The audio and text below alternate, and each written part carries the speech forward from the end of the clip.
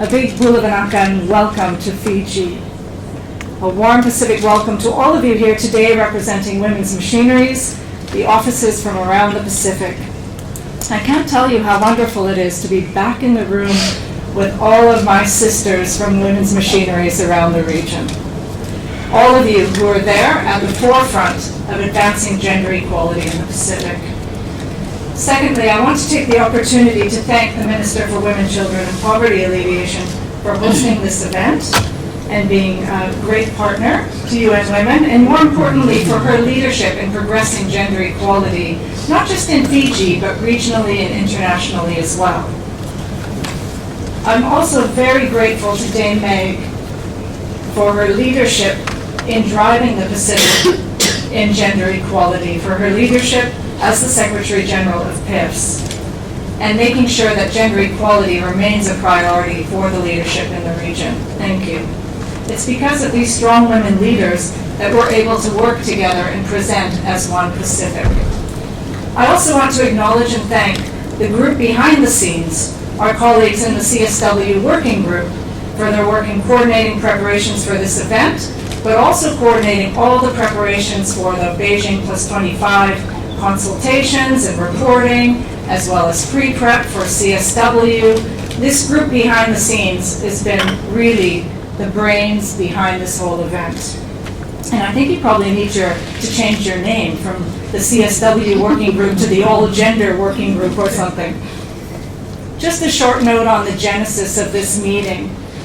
We were getting a lot of information, a lot of communications from UNSCAP, from UN Women Headquarters. There were so many different meetings going on, and we thought, wait, we haven't even got together as the Pacific to figure out what our one voice is going to be. So let's just hold here and get together, have some time to really come together as a region, talk it out, agree on our positions, and then we'll move forward together.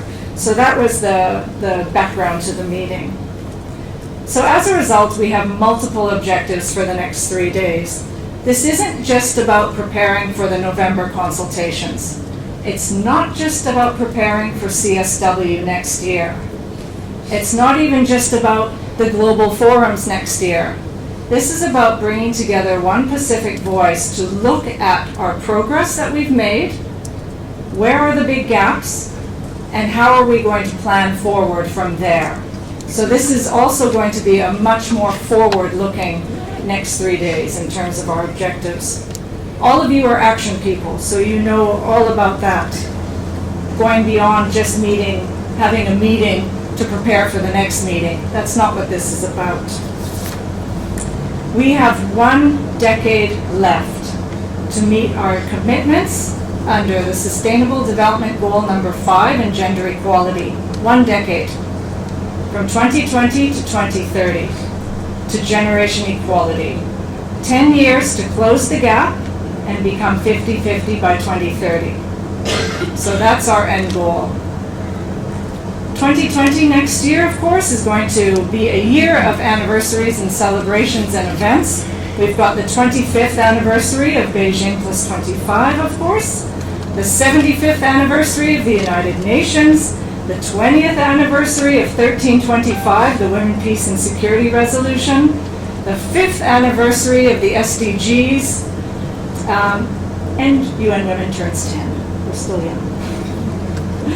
But this confluence of anniversaries provides us a really good opportunity to take stock, both of the significant progress we've made in gender equality. Beijing was a long time ago, and we have come very far. But there are still very big gaps of inequalities that persist across our public and private lives. And we've got a lot of new opportunities that we didn't have 25 years ago. But we've also got new challenges. You know, some of the challenges, such as the weakening of democracy globally, we're seeing that occur. And that has, resulted in the weakening of gender-responsive institutions. We've got both opportunities and challenges in the rapid development and spread of digital technologies. It's amazing, and it's created a lot more access to information and a lot more access to networking.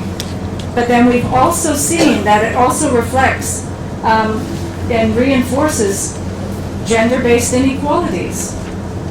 We've got the new hope in the form of youth activists who have successfully been able to mobilize and bring global attention to key issues such as climate change, social justice, gender equality, the rights of LGBTQI persons, racial equality.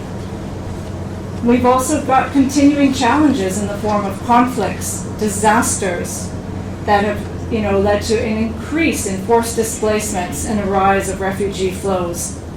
We've seen a decline in women's access to education and health services, and in particular, a decline and a lack of access to reproductive health services.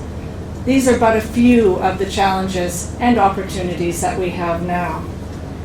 We'll be running through a timeline of events this morning, and as many of you know, the first preparatory consultation took place in Bangkok 2 weeks ago. Some of you may have been there.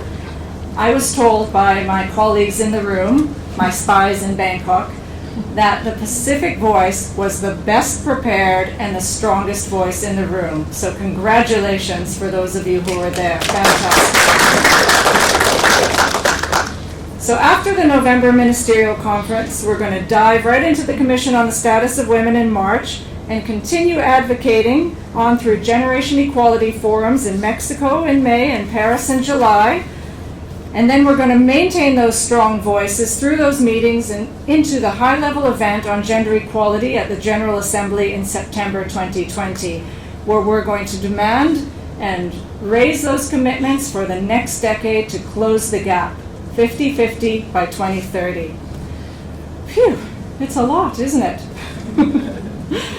So in summary, these next 3 days is really about reflection, response, and action, closing our Pacific gaps on gender equality.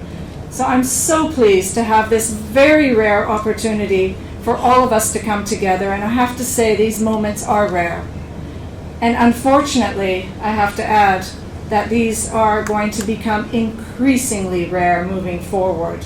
As some of you may know, there is a global financing gap in the UN, and that's going to trickle down, and it's causing a reduction in our core funding, the core funding that holds these types of meetings. So please, I beg everybody to please let us use our time together wisely, productively, really team up together and make this time count. I look forward to the discussions and deliberations and to the outcomes of this meeting, and I wish you all the best on this extremely important event. Vinakav levu.